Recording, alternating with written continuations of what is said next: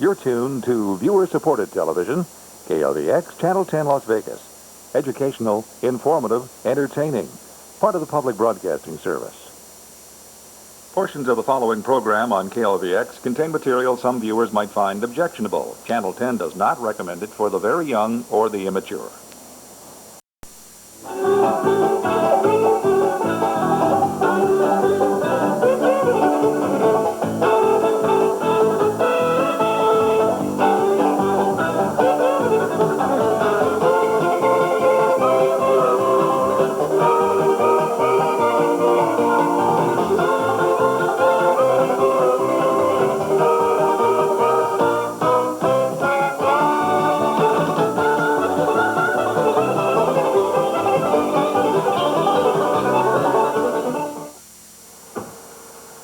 Road trip. Crossing this country in a car with a bunch of friends, great music on the radio, and a flexible itinerary has been a key ceremony in the coming-of-age process for so many of us Americans. And almost always that tradition implies an east-west or a west-to-east journey.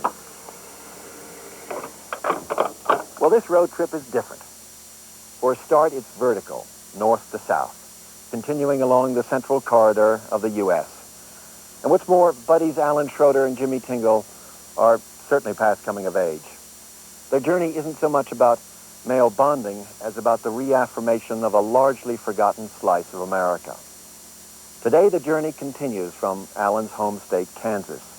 And by the end, he and Jimmy will have covered some 4,800 miles in 6 states, all in the space of 28 days.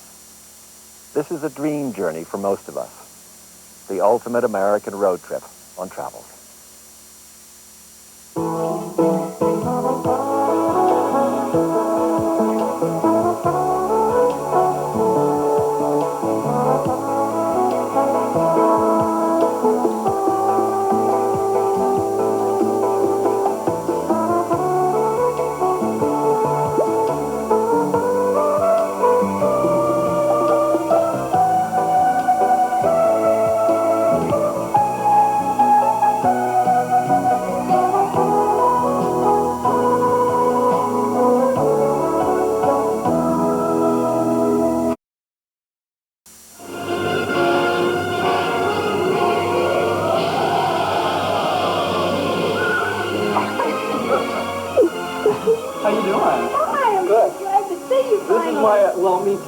This is my traveling companion on this trip, Jimmy.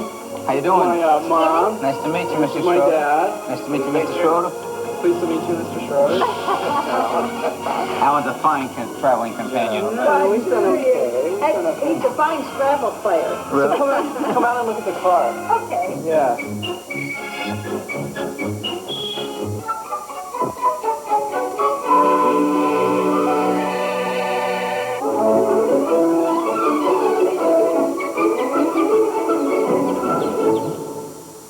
Okay, the thing you have to understand here, a couple of reference points. My father's a mechanical genius. He built this entire house single-handedly, for instance. We live on a residential airport here in Kansas. We moved here when I was 12 years old. And the weird thing about growing up on an airport is that, you know, some people wake up to the alarm clock at 7 in the morning. I woke up to the sound of an airplane landing outside my bedroom door about 20 feet. That's just the way it was around here. Hey, Dad, Jimmy wants to go for a plane ride. Can we make that happen? Sure, we can take care of that. Okay. All right, Jimmy, let's go. We'll go over Up and away. You really want to go, right? Yeah. You know what you're doing, right? Yeah.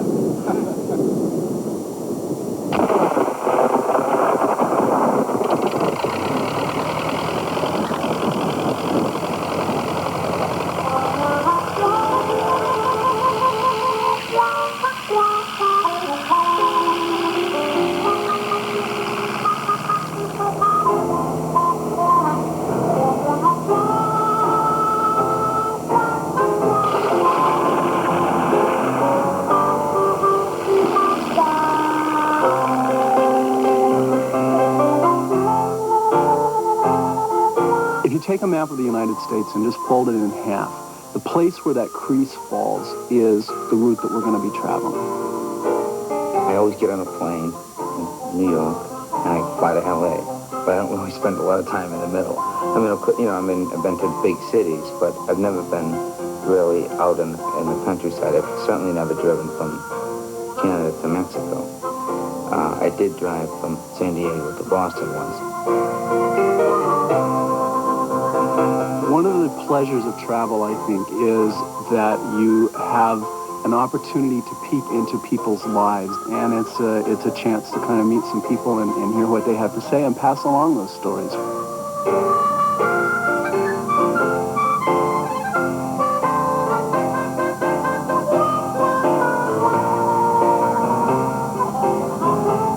I'm a road runner, honey.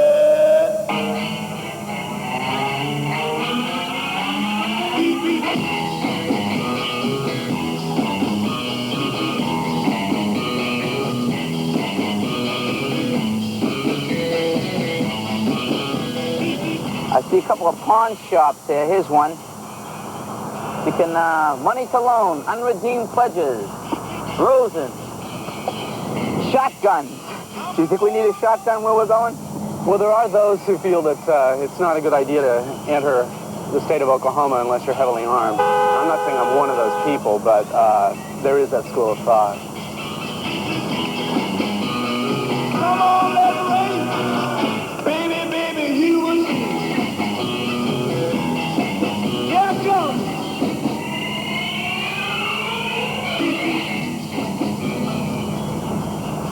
You know, Wichita looks pretty tame today, but it started off as this rip-roaring Wild West cow town. It was at the end of the Chisholm Trail, and so all the cattle the Longhorns were driven up here from Texas. And you had some of the great gunfighters that had a connection with Wichita. People like Wyatt Earp and Doc Holliday. Billy the Kid's mother ran a laundry here in Wichita, I'm told.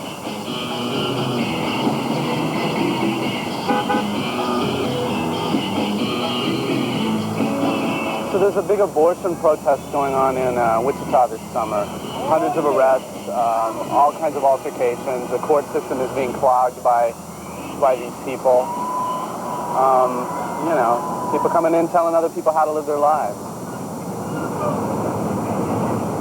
I come from a family that's very much divided. I have an uncle who just passed away. You know, he's very much anti-abortion, pro-life, whatever term you choose. I don't think anybody's pro-abortion. I don't think anybody wakes up in the morning and goes, hey, kids, what do you say? 9:30, get on the clinic, a little abortion will be out by 10. What do you think? I don't think anybody's really pro-abortion. But anyway, so we're at the wake, and this other priest had this little, you know, pin on his lapel. I said, I go, what's that pin? It was a pair of feet. It was like this big. I go, what are those little feet for? I thought maybe, you know, I don't know if he surfed or something.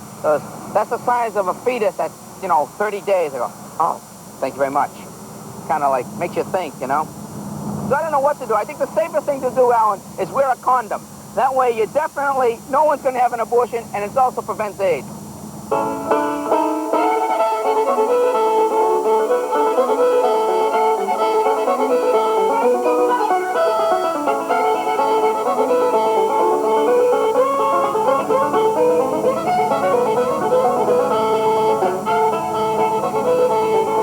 Welcome to the Garden of Eden, home of S.P. Dinsmore. Here at Lucas, Kansas, I'm Judy, your tour guide. Mr. Dinsmore used 113 tons of cement, or over 2,000 sacks of cement, while he was working here. But just think, this was a retired farmer building these things made out of concrete. He was in his 60s, his 70s, and his 80s working here. Let me tell you about Mr. Dinsmore's political beliefs. 40 foot high up there in the striped dress like our flag is Goddess of Liberty, and she stands for equal rights for everyone. Over to our right is a white woman pointing. Here in front of us, a white man pointing. Over to our left, a black man pointing. Dinsmore believed in equal rights. He did not care what color your skin, if you were male or female. He thought everyone was created equal. Mr. Dinsmore was a farmer. He felt he was the laboring man being crucified by the doctors, lawyers, preachers, and bankers. He felt they were the big four that made their living off of the sweat of a working man's brow. The banker and lawyer are unfinished by Mr. Dinsmore because he was 86 years old working on that crucifixion, and he was just too frail to quite get all the concrete work finished on the banker and lawyer. 1929 was the year, and the man was 86 years old. He died 3 years later when he was almost 90. Under the protection of our freedoms, American labor, management, and capital, the greatest production team in the history of mankind, have made the United States the industrial master of the world. Labor and management must continue to increase the production of better goods at lower prices so that more people will be able to buy the things that make life easier and happier for all of us.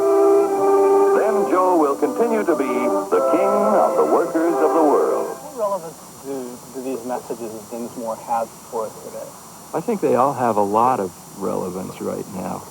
He could see the evils of industries that were allowed to make as much money as they could and to basically develop monopolies and monopolistic control. Through deregulation of industries, we've seen the same thing. We've seen more centralized industry, and we've seen the same problems coming up where, in the end, the common man gets stuck with the bill. Whether it's a savings and loan or whether it's airlines, the common man gets stuck having to pay after someone else has made a lot of money. It hits on a very intuitive level. People don't always exactly know what's going on, but when they're looking at labor crucified or when they're looking at the social Darwin part with the soldier shooting at the Indian who's shooting at the dog and on, they understand. They understand at a gut level what it represents. This is the set of double steel doors on Mr. Dinsmore's mausoleum. The walls of the mausoleum are almost 2 foot thick, double stone walls. The last few years, morticians tell us that we have air getting behind the glass, and it is no longer airtight.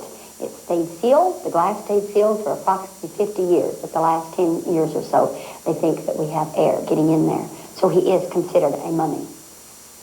If you would like to view Mr. Dinsmore's body, you're welcome to do so. You might not believe in ghosts and goblins, but you never knew about old man Dinsmore, and you always knew he was buried right here on the mausoleum, in the mausoleum.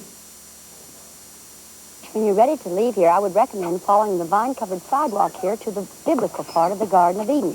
I do not follow you out. Firebird 2 to Control Tower. We are about to take off on the highway of tomorrow. Stand by.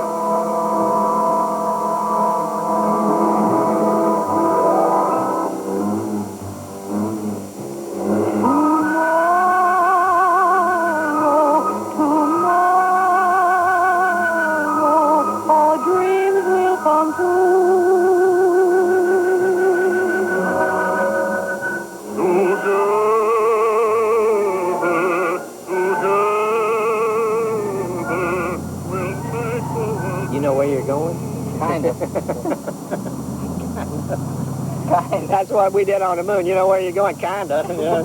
Head for that big mountain over there. Yeah.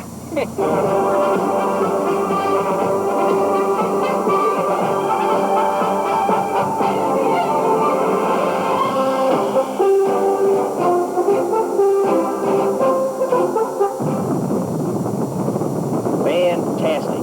We're on our way. No turning back now.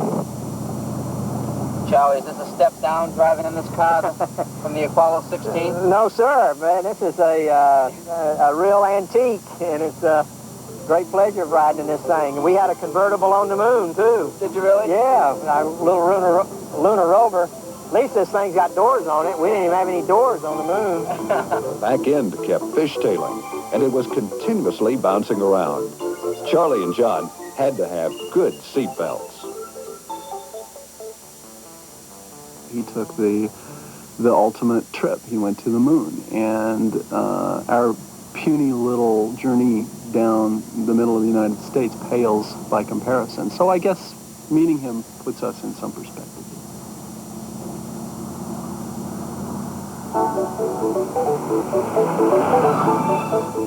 Once the buggy spun out 180 degrees, but there was no danger of it turning over. I look up into the sky, I look at the moon, and my feelings are, hey, I've been there. Right there in the middle where I landed. And left cheek of the man in the moon, that's where I was. And it was, it's real. It doesn't take the romance away from it. It's still there. Now I've got this other dimension, though. I've been there. I had a very vivid dream before the moon. It was me on the moon, and I was dreaming about being on the moon. Want me to tell you about it?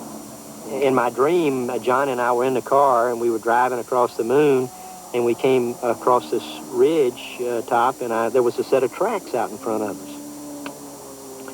And we stopped and told Houston that there was a set of tracks, and it was going to the east. And so they said, well, follow the tracks. So we started following the tracks, and we drove for about an hour or so. And as we came over the rise, in my dream, there's this vehicle sitting out on the moon. It had two people in it that looked similar to our car that we had, the lunar rover. And I ran over and raised the visor on the one on the right side of the car so I could see what they looked like. And as I did, I was looking at myself. And I didn't wake up. It wasn't a nightmare. Normally you say, my God, I'm going to die on the moon would be an interpretation, but it wasn't that way at all. But the dream was so vivid that when we started down the landing and we got close enough, I looked up to the right to see if I could see the tracks. But I couldn't. They weren't there. It's just a dream. We're no longer serious. We're like exuberant little kids as we look at this lifeless yet starkly beautiful lunar landscape. Craters and hills everywhere.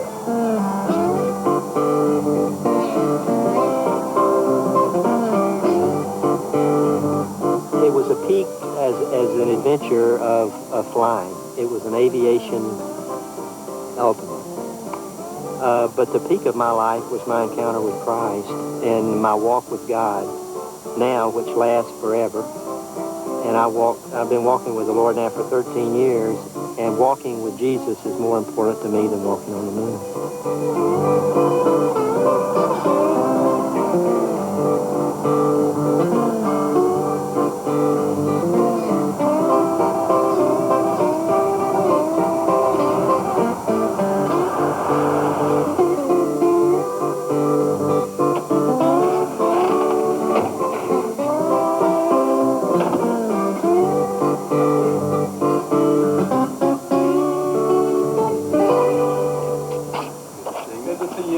This is Jimmy Tingle. How are you? From Boston. This is my Uncle Pete. Nice to meet you, Uncle Pete. He's Pete Schrader. I'm Alan Schroeder, but he's Pete Schrader. Well, in the Army, it's Schrader. I like this. Look at this. I got a mountain bike. The tires are like this. Uh-huh. It's a 21 model. Hey, it's already got the Texas plates. We're going to Texas. Are you? Yeah, we could just work something out here. Pretty cool.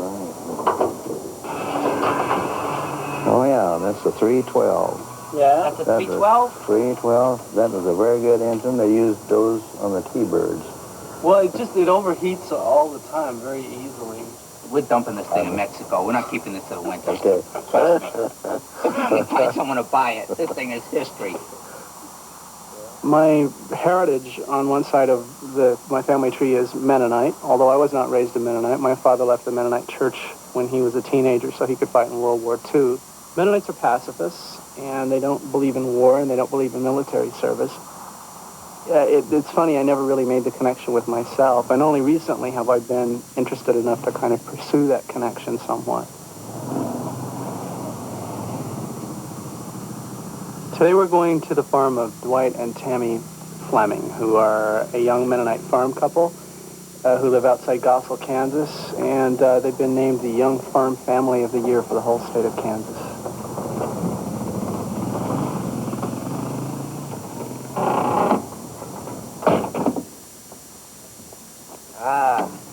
Alan, your homeland. It's pretty good, doesn't it? The earth. Look at this earth. Huh? Beautiful thing. You're a lucky man. Lucky man. It seems like everybody we meet has like 1 foot in the old culture and 1 foot in the reality of the present day. And these guys, the Mennonites, I think do a particularly good job of maintaining that tradition. There's such a strong sense of community. They really are into each other as Mennonites. And also they're real concentrated here geographically. So, in any of these towns up here in Harvey County, Kansas, Marion County, McPherson County, Kansas, you get such a concentration that it's easy for them to keep that alive. In spite of the motorcycle, is this a pretty traditional way of life out here, would you say? I don't know what's traditional. We have pastures, you got cattle, and you need to check them, and around here we don't have enough cattle to have horses, so we do it by motorcycle. Works out pretty well, though, huh? Yeah, oh yeah, for us it worked out well. Who are the Mennonites? We believe in non-resistance. It's a religious group. It's a religious group, right. And we're Anabaptists, which means that we believe in the believer's baptism. And it's a group of people that came over from Russia. and they came over in 1870. In this particular area around here, that's where they settled. And Father, we thank you for the blessings. We thank you for this day. Thank you for your protection and guidance. We pray your blessing upon this food. In thy name we pray. Amen. Oh, I miss Katie. When we moved into this area, the land was offered to us by the railroad. They wanted it settled, and that's why we as Mennonites were brought into this area of the United States. Ready to eat supper. She had chicken. We were promised that we would not have to take part in the military. That was definitely a part of why we moved, because we were a very strong peace church, and we still are. So when the Bible says, for instance, love your enemies as well as your neighbors, you take that pretty seriously. Right. We're pacifists, and we don't believe in going to war. How does that conflict with society? Like, for instance, the climate of the country right now with the past war in Iraq. Do you think you were portrayed as being radicals at all? Probably more unpatriotic more than anything else, which isn't necessarily true. You know, we love this country too, but... And we're caught in a dilemma of we want to support everyone. We don't want to just support those that believe like us. And so we don't believe in war, but that doesn't necessarily mean that we don't support the people that are fighting a war. And their lives were disrupted, and they had to. You know, we had some friends that had to go over, and it wasn't. You know, we still love them as friends. I mean, these guys. I mean, they're working the farm right now. They're working really hard. You know, it's pretty hot out, and this Dwight hasn't stopped since we got here. He's rounding up cattle. He's got newborn calves. He's got, you know. I mean, these guys. These are hard-working people. Come on in. Here's your chance to hug a bull if you want to. They're really clean. Like he's just been washed, you know? So this is the first time in the pen for him, right? Uh-huh. We'll feed him here for 6 weeks. And he's talking, too. 1 day old and he's talking. Says he wants something to eat. He's hungry. He's a hungry guy.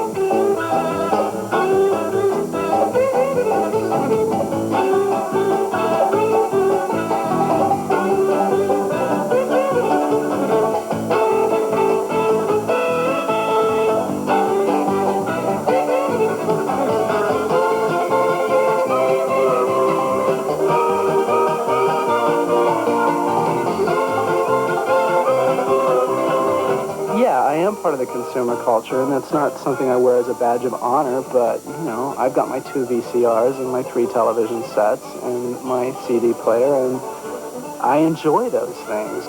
So I guess I'm much more of a kind of traditional modern American in that sense than I am Mennonite.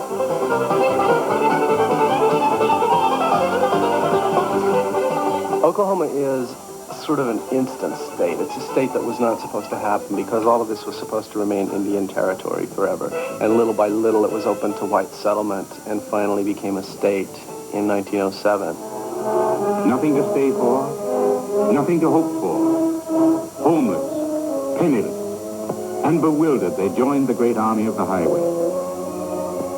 No place to go, and no place to stop. Nothing to eat, nothing to do.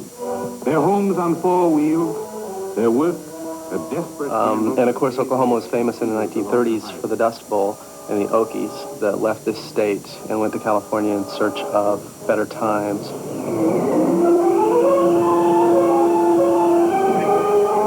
I wasn't familiar with any of this before. I've read about a lot of farmers, and I've read about astronauts, and I've read about reservations, and I've read about descendants of slaves, but I've never come in contact with them, with these type of peoples or this type of climate. I've never been in any place where it's 104 degrees every day. I never dreamed in a million years. Let's see, where should I vacation? I think I'll go to Oklahoma in August. It never occurred to me.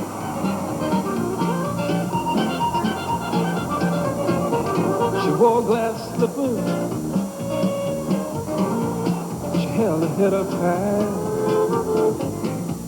She had that sparkle about her feet and that twinkle in her eye. She smiled at me as I wondered where. She said, I'm looking for a cowboy to take me for a ride. He can roll me on the prairie, and he can ride me on the plain, and I will be his Cinderella. He'll be my cowboy man. Hey, Chief, how are you? All right, how you doing? Good, man, good. When's this stuff gonna start? I guess I could start Indian time. Oh, yeah? I could start at 8 o'clock. Oh, 8 o'clock? Yeah, but I really don't know what the holdup is now. Is this an Appaloosa? No? Oh. Pano. Pano. Hey, baby. Hey, guys. Who's the guys that are gonna ride and get thrown? And all those guys with the numbers on their back, see them? Over there? You'll be my cowboy man.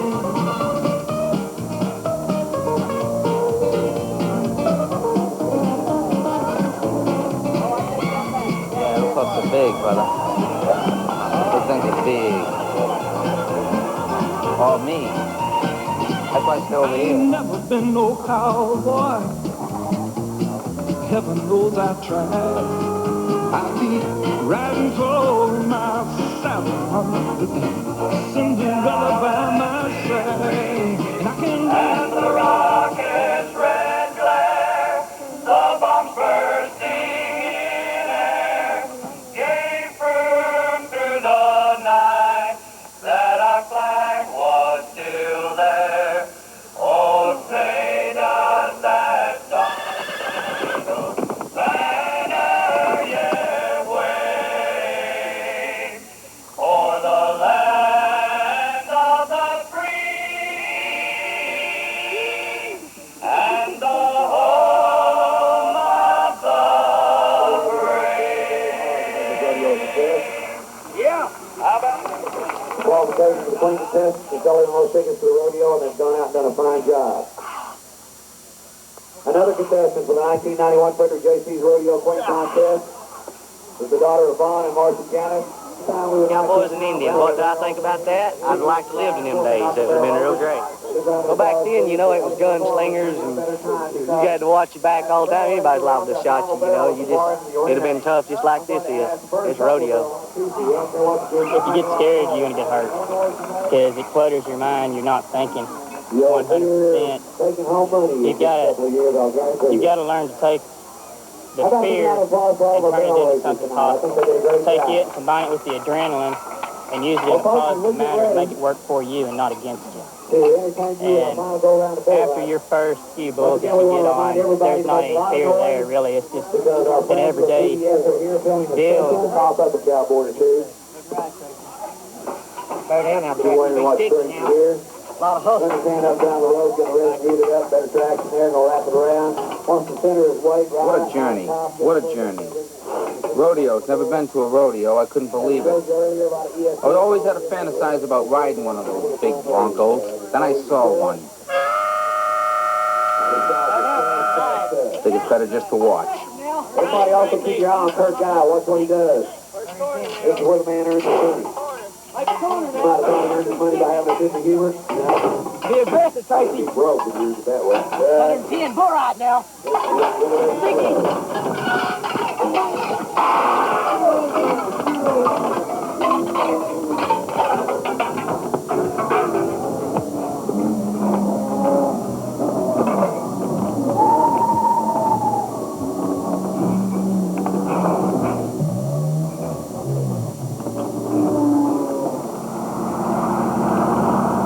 Jimmy, what do you think?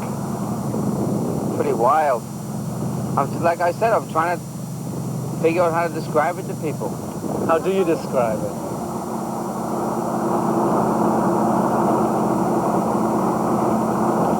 Jimmy, tomorrow I'm driving. You know something else? I'm cleaning a windshield.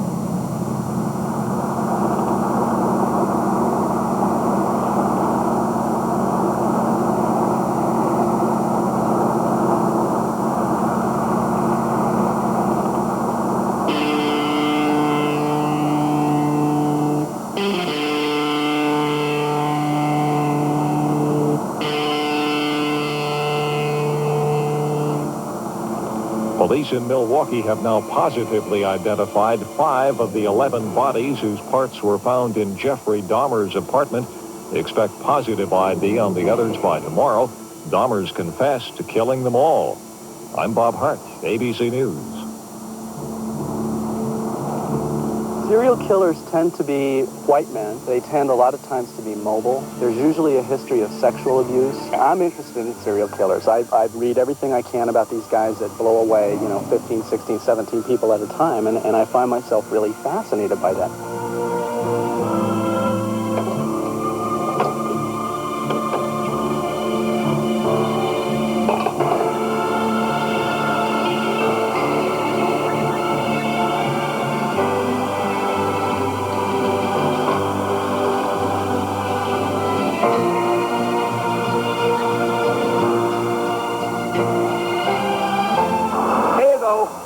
You always were intrigued by serial killers, right? What's the body count up to? 160,000 in Iraq. No. Milwaukee. Milwaukee, I think, are like 17 or something. I don't know. Yeah. You identify at all with the serial killer? That's really a fairly insulting question. Do I identify with him? No, I find it interesting. I don't identify with it. No, he killed 17, so I want to go do 18. No, that's what I mean. But you think it's kind of intriguing, though? I think it's extremely intriguing. I think knowing about serial killers is a huge part of being an American. What is it, man? It's a violent world. No, it's a violent country. Just the country? Yeah, I don't think other countries don't have serial killers. We need protection. No, we need protection from Dick Cheney and serial killers. We need weapons. I don't think you can... We need weapons. You can't exactly draw the parallel. I'm going to buy a gun. We need weapons. I want to read the story about the serial killer. I'm not interested in what's happening in Iraq. Let's see what's happening in Milwaukee with the serial killer. I don't feel safe, Alan. I think we need some protection. We need weapons, Alan. I don't think Iraq is... I saw you with that windshield wiper. We need weapons. Now, I was only kidding you. I don't really want a gun. What am I going to do with the gun? Well, what am I protect? Look at it, maybe. And maybe protect Texas from Iraq? I don't know. Well... Oh, man. Oh, yeah. I'm not picking up a gun. Thing could go off, man. I'm picking up a gun. What are you, nuts? I think to actually handle these, you have to know what you're doing. I don't have any training in this. You don't have any training in this. So It's all Bob and the Playboy Rag.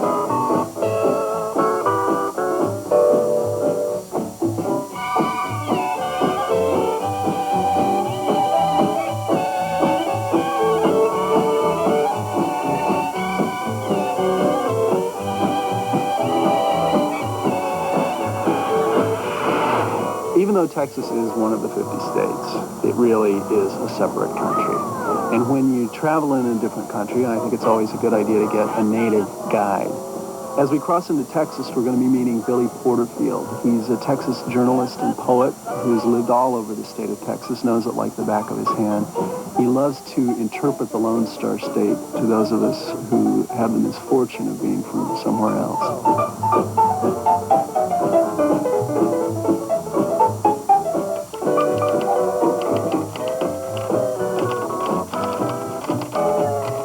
Why last night did I drive east instead of west?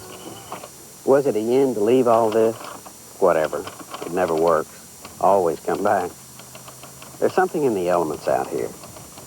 Plenty Wingo of Abilene walks backwards the last 40 years of his life. Captain Britt of Brazoria is buried standing up, facing west. You stand over their graves and you wonder about the madness about. Well, I think that Texans are essentially Westerners, and I think the West is not a place that's ever finished. In fact, I'm not even sure the West is a place that you ever get to. The West is always being made. It's always in process. First came the cattle. An unfenced range 1,000 miles long, an uncharted ocean of grass. The southern range for winter grazing, and the mountain plateaus for summer. It was a cattleman's paradise. Judge Lynch digs for water in mineral wells. Creates a spa, a healing spa called Crazy Water. The town booms, and then, without explanation, the water loses its efficacy. Town dries up. leaving a 445-room hotel to stand empty, mute as the Sphinx, as if to remind the people of their folly.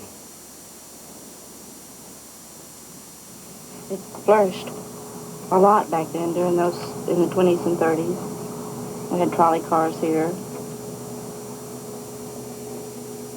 And it feels like maybe one day I'll be the lucky person to be here when something happens to the hotel. That's what we have always hoped for. And so far it hadn't happened, but there's always hope that somebody will see it somewhere and maybe be interested in doing something with it. It's historical. There never was anything in the water.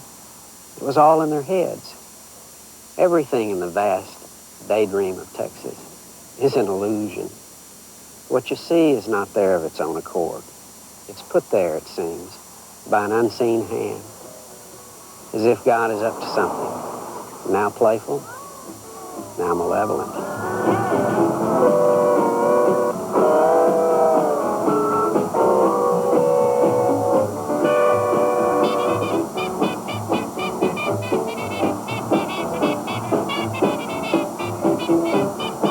Down, Brother Alex, for sure.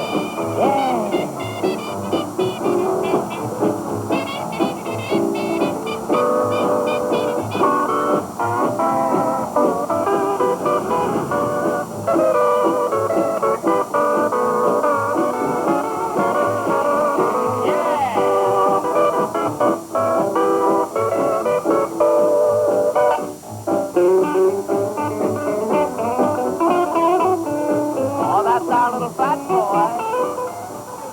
Hello, I'm Michael Laws. We're in Archer City, Texas, which is the hometown of the movies The Last Picture Show, also Texasville. So you can see here, we're in the center of town. This is our one flashing red light in the whole town. It all revolves around here in Archer City. The town has come alive again, all because of the myth that McMurtry started. These novels were both written by a gentleman that is from Archer City, raised here, Larry McMurtry, who is a Pulitzer Prize-winning author. McMurtry would have been one of the sensitive young man in the film who befriends the dummy in town. I'm sure that when McMurtry left Archer City, that people didn't expect much of him because he didn't fit the mold of the tough cowboy out there. You know, the village intellectual. But he was listening all the time. And I think in every town like that, they're very sensitive souls, and that's the ones that I like to look for. We're going inside the picture show here and look at where they filmed some of the scenes inside the movies. All of this was reconstructed after the movie burned in the late 50s and early 60s. They reconstructed. You know, and you step into a burned theater today, and you open the door and there's nothing there. In the sequel, the theater had to be burned down. And so they go back and they burn the facade. And that's what The Last Picture Show was all about. There was nothing to do in small towns other than go to the movie theater or go out and go parking and things like that. You know, people say that traffic lights blink, but in Archer City, that traffic eye winks. And I think it winks in irony. Everybody knows your business. Everybody knows who's doing what. Everyone knows who's seeing who. It's just that small a town. It is a great place to grow up. It is a great place to raise your children. We don't even have mail delivered to our doors yet. We have to go to the post office every morning to get your mail. That is the social event of most people's day. You go to the post office, you visit with everyone down there. Then after that, they leave, they go to the cafe. When you're 18, 19 years old, you can't wait to get out of town. And the happiest moment was whenever you drive off.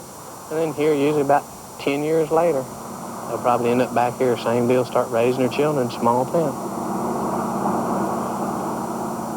I see the human condition as a journey. It's the road. I mean, it's the night. It's the cowboy. You're always on the road. You're on the trail. And you're after the Holy Grail, or whatever the prize is. What that prize is the myth. It's the romance. What does this say about the Texas Mid?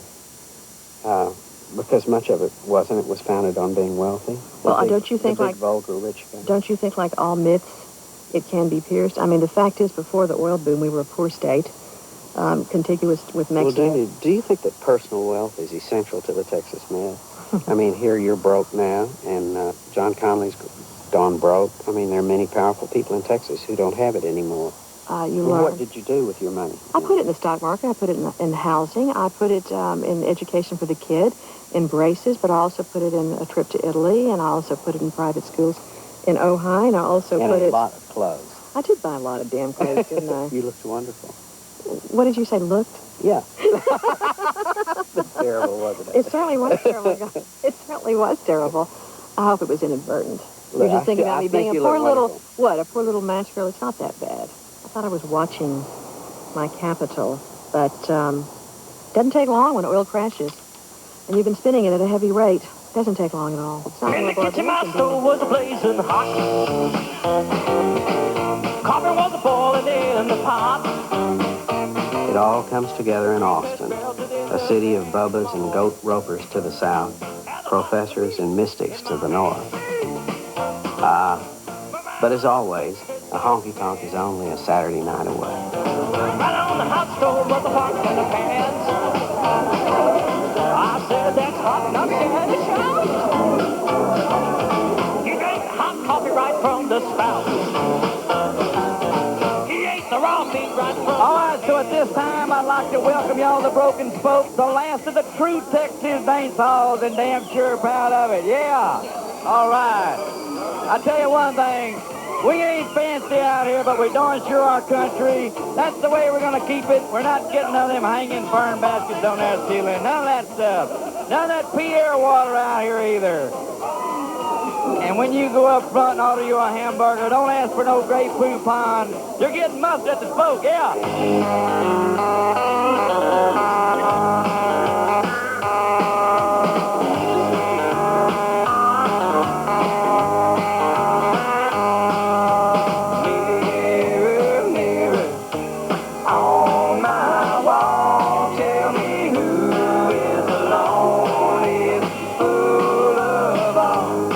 I get a phone call. I wasn't, planning on doing performance. I get a phone call at 11 o'clock. Jimmy, we found a hip little college crowd for you to work in Austin, Texas. Very, very progressive people. I think you really do well. They enjoy they'll enjoy that left-wing point of view and the social commentary. Probably a lot of war protesters in the audience. Why don't you come down? Okay, here I am, political satirist. Let's see what happens. My name is Jimmy Tingle. I'm from Boston, Massachusetts originally. Hey, got something for you down here. My first day here in Austin. You recognize this, my friend? Speeding ticket. But I got to tell you something right now. The police down here are friendly. I go, I don't have my license. I left it in the hotel. I don't have the registration. It's not my car. He goes, you got a license from Massachusetts, but you don't have it with you. Your address is in New York. You got a car with North Dakota plates, and you're speeding in Texas. Well, let me tell you something, son. I'm glad you're making a movie because you sure as hell don't make no damn sense. Good old Texas boy had a good sense of humor. Like yourself. Now, keep the camera going. They love me. Now.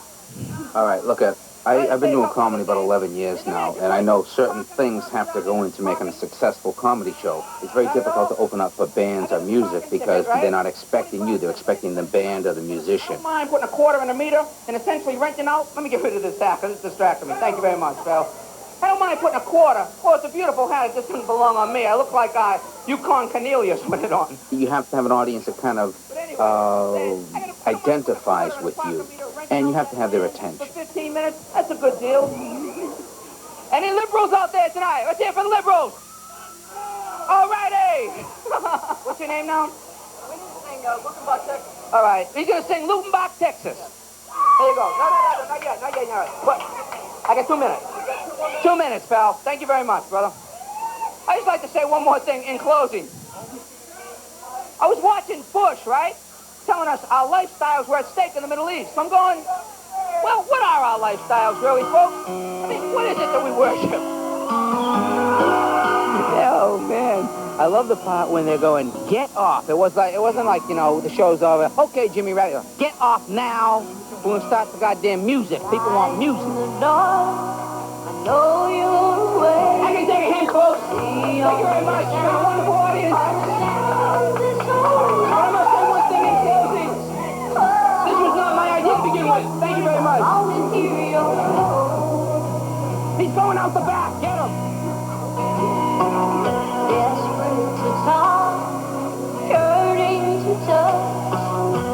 I think they loved it. You might just be destined to drive me around to different gigs around the country. I think I have a strong feeling that I may have a new career on the country and western circuit. I think those people with the broken spoke loved me. I think I found my niche, Al. You know, just traveling around in this world like the Willie Nelson of comedy. How do you say hello in Spanish? Hola. Hola. Hola.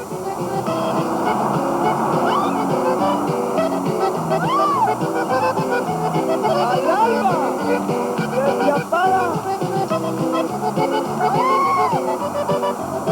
10 o'clock in the morning and 112 degrees with 100% humidity. Before the day is over, my hair you could use as a Brillo pad.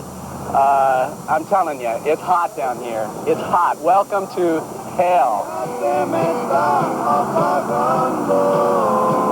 Oh, damn, it's hot down here. I'm not kidding you. This is the hottest corner of America. Son iguales las canciones van pasando, van pasando. El humo del cigarrillo se espuma como el incienso. Yes, it's Dante's Inferno incarnate. But here we are on the shopping street of Brownsville, and I'll tell you, it's very much like Mexico. If you didn't know you weren't in Mexico right now, you could delude yourself into thinking you were. It's like a reconquest in a sense that economically and politically and culturally this area is becoming more and more Mexican. Well, what is the main industry here in Brownsville, you know? Illegal aliens. Really?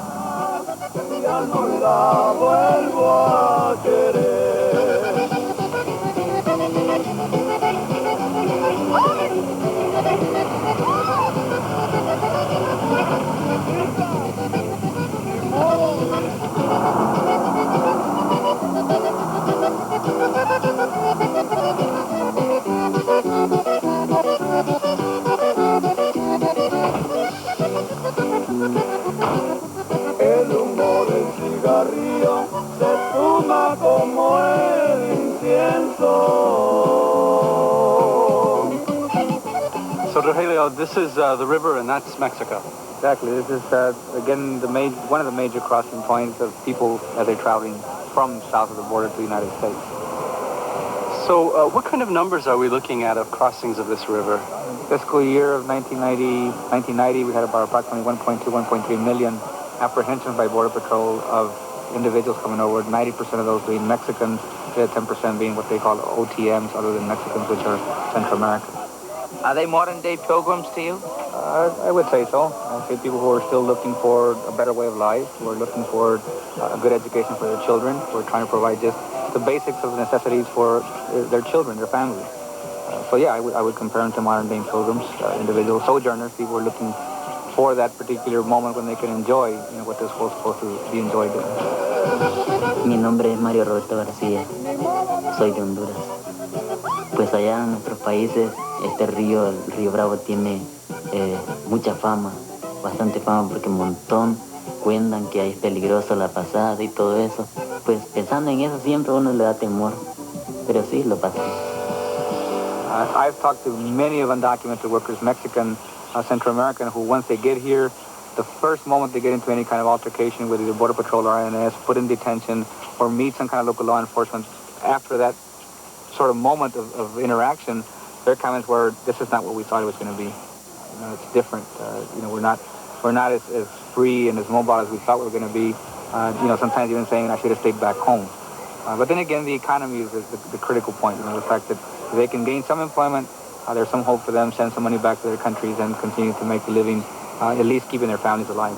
El ideal de Casa Romero es un alto en el camino penoso y doloroso que traen esas personas. Casa Romero is a sanctuary on the U.S.-Mexican border for immigrants who are coming to the United States from the Central American countries because of political and economic reasons.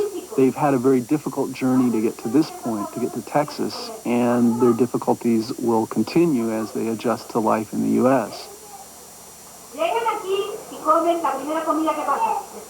Mi nombre es Alberto Zúñiga, soy originario de Honduras, Centroamérica. A todos nos dicen mojados, no porque entramos ilegalmente. Todos somos mojados, ese es el seudónimo que tenemos. Tal vez un seudónimo cariñoso, ¿no? Rosa Bemilda Gómez, me llamo yo. Tengo un mes de venir en camino. ¿Sí? Y si nosotros andamos por aquí, es porque ver la mejoría de su país. ¿Sí? Porque si mi país está caído, nosotros queremos trabajar aquí en este otro país ajeno. Queremos trabajar para también levantar el país, porque si yo tengo hijos, yo tendría que mandar dinero para allá, donde mis otros hijos. Y sería una mejoría para mi país también. ¿Verdad?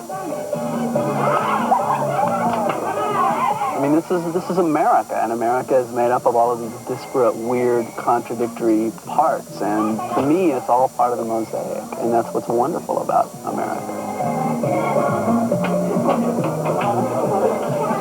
Mi nombre es Mario Roberto Martel Romero, soy de Honduras. Para uno aquí, libertad no sé, porque como uno es ilegal, no tiene libertad, tal vez ustedes sí, pero nosotros, hasta que alcancemos que podamos arreglar algo, pues, ¿o en qué forma me da libertad?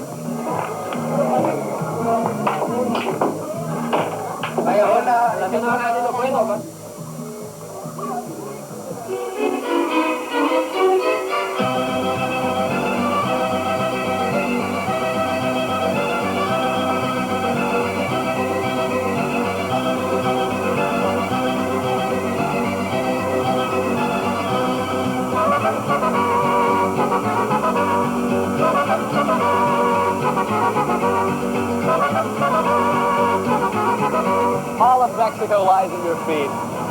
We did it! We're here! You seem pretty happy, Al. I'm happy. You seem pretty surprised. You didn't have faith in this big red machine, did you? You didn't have faith in your dream catcher right here. This baby, you gotta have faith. Okay, a little electrical problem here and there, but it got here, you know? I'll tell you what I think. I think this trip has sort of like completely subsumed my entire life. I feel as though I had no life before North Dakota, and that I will have no life after Brownsville, Texas.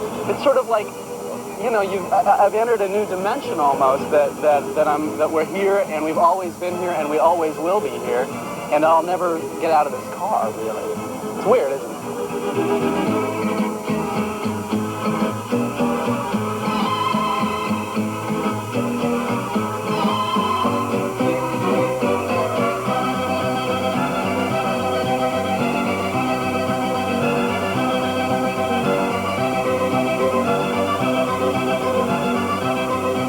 Should we move on? Well, you know, if we got on that bridge right now and just kept going south, we would end up in Tierra del Fuego eventually. Yeah. You like the sound of that? I don't know. I like the sound of that, yeah. Hell, it took us a month to get across 6 states. Imagine what it would take to get across, 20 Latin American countries. Oh, God. Do you think they'd let us in, like, as easily as we got into Mexico? I'll tell you, the only place you have trouble getting into is the United States of America, our own country. Beyond that, no problem. Other countries are glad to see you, whether you're a native son or a tourist, but... Maybe that's because we have a lot to offer. You think? Yeah, look at this trip. Look how much we have to offer. Well, we do have a lot to offer. I think every place has a lot to offer. I mean, it's not like we were sneaking into Mexico to find work, although I might have to do that, considering my last performance. Considering that your career is in the toilet now. Don't you want to go home? No. Home is in this car, Ellen. The stage is our home. The world is our home. Well, that's a frightening concept, Jimmy.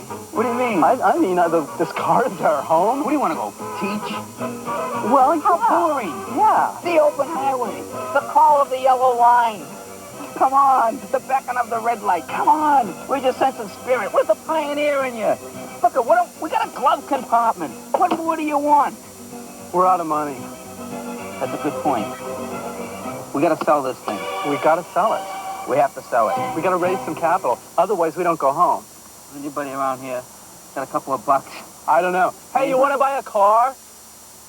You want to buy this car? What's up? Yeah, he doesn't. I don't think. No. No? No. I'm John Hemingway. Be sure to join us far from mid-America next time on Travels.